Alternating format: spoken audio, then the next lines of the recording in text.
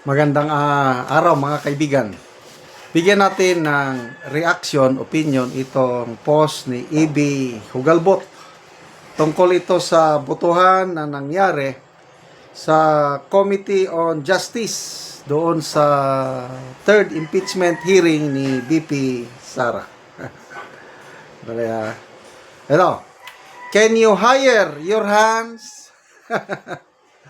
Loistro on the voting for sufficiency in the substance of the third impeachment against BP Sara.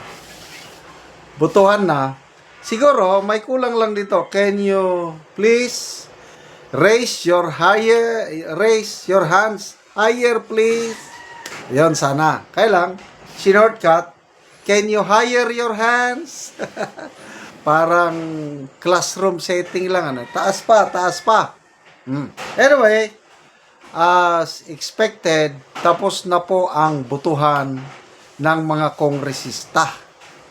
So, anong nangyari?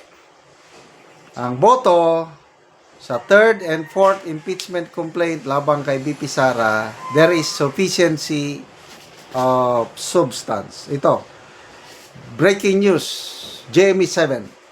The House Committee on Justice has voted that the third impeachment complaint versus BP Duterte is sufficient in substance with 54 yes votes, 1 vote no, and 0 abstentions. Representative Suntay voted no.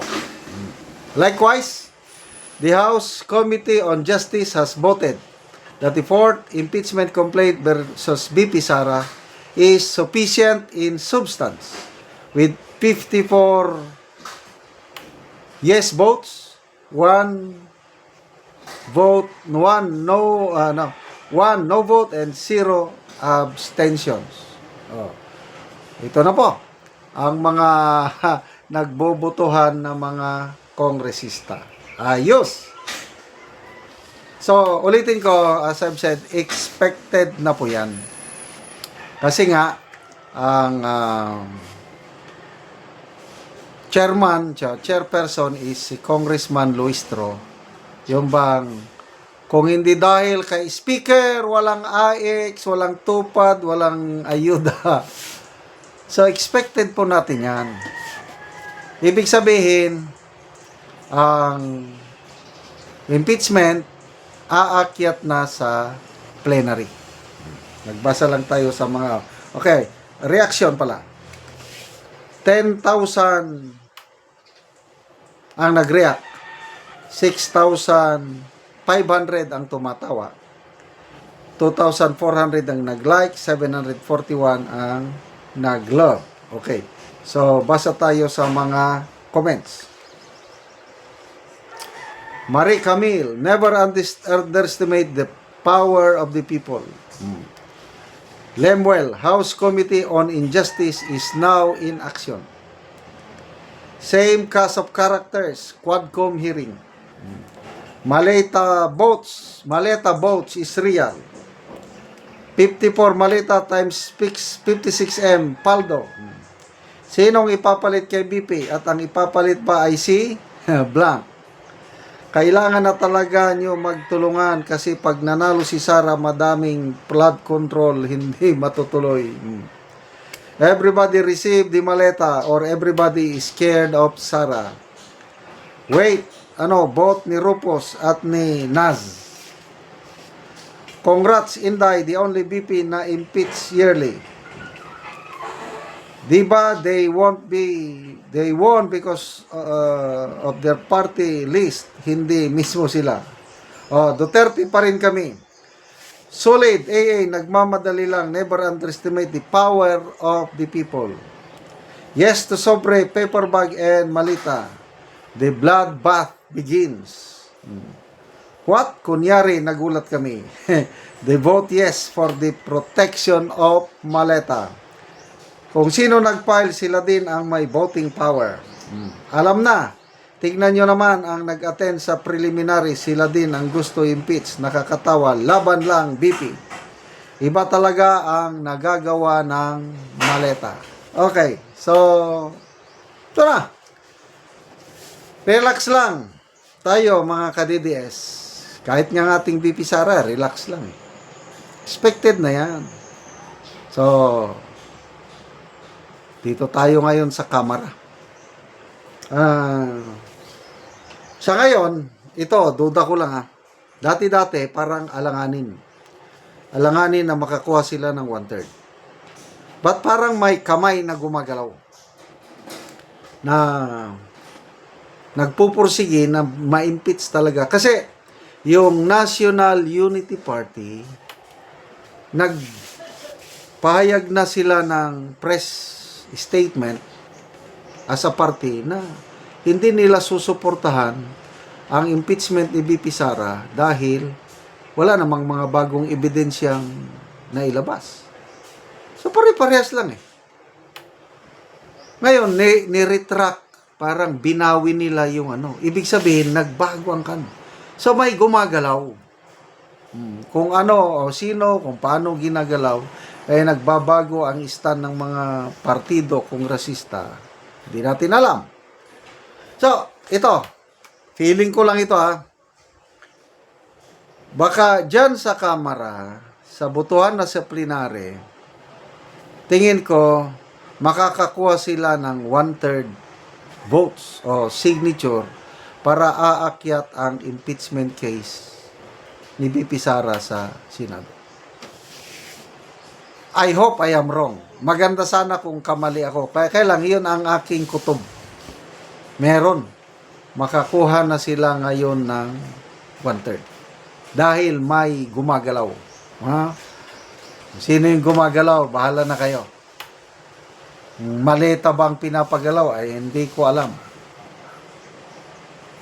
So, aakyat sa Senado ang impeachment trial. At magsisimula na ang bloodbath. Ngayon, sa Senado, kaya ba nilang mag-produce ng 16 signatures o 16 votes para makonvict si VP Sara? Yan ang malaking katanungan. So, sige. Hintayin na lang natin ang labanan sa Senado. Kasi dito sa plenary, tingin ko, naluto na. But don't worry, there will always be a day of reckoning, sabi nga ng ating Tatay Digong. Salamat mga kaibigan sa inyong pagsubaybay sa ating channel. Nakakatulong kayo ng malaki sa tribong Talandig ng Bukidnon dahil ang sweldo natin sa channel na ito is pantulong po sa tribo. Namimigay tayo ng libreng yero at pako para makapagpatayo sila ng mas maayos na tirahan. Panoorin nyo ang video na ito. Ni siyang ko lang natagaan og yero. So muna ni ang iyang balay.